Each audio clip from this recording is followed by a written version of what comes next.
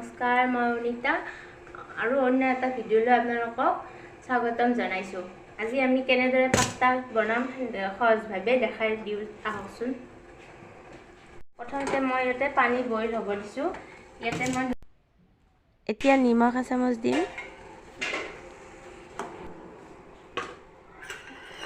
তেল দিম এচামুচ।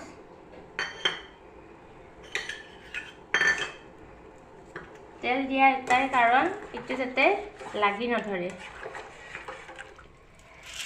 মই কাটি লৈছোঁ পাস্তা। এতিয়া ঢাকনি লগাই পুৰা বইল হ'ব দিম,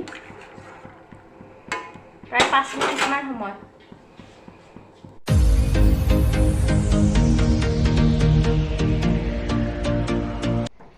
5 মিনিট হৈ গ'ল। মই এটা ভাঙি চাম।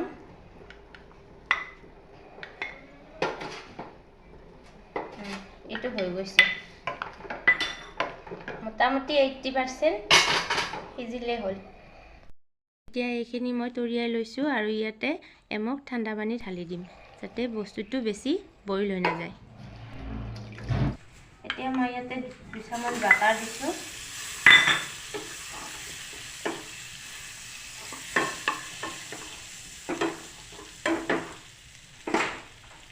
নহৰু দিছোঁ, সৰু সৰুকৈ কাটি ল'ব।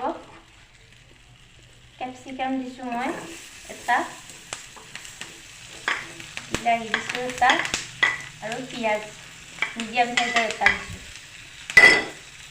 এইখিনি অকণমান গৰম হ'লে হ'ল, কেঁচা ভাতটো নোহোৱা হ'লে হ'ল, বেছিকৈ ভাজিব নালাগে।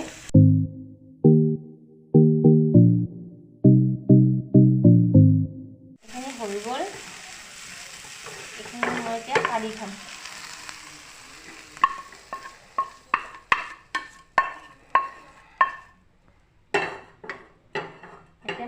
এতিয়া মই অকণমান বাটাৰ লৈ লৈছোঁ।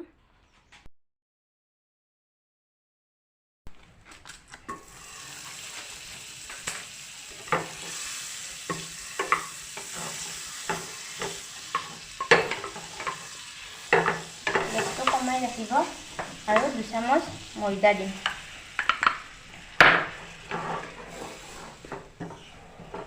আৰু একেৰাহে লৰাই থাকিব।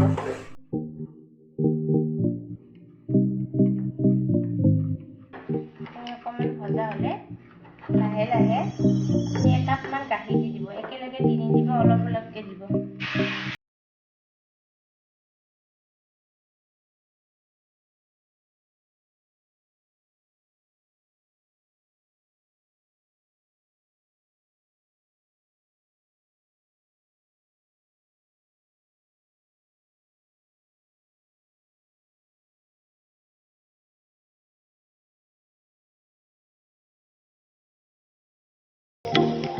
গোটেইখিনি ভালদৰে মিক্স কৰি ল'ব।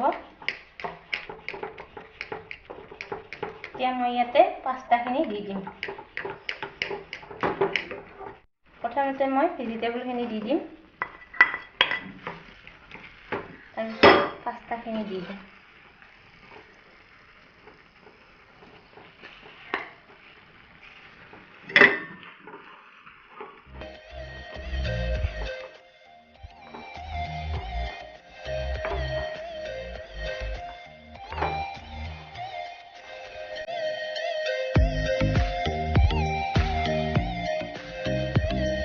ইয়াতে মই জালুকৰ গুড়ি দি দিছোঁ 1/2 চামুচ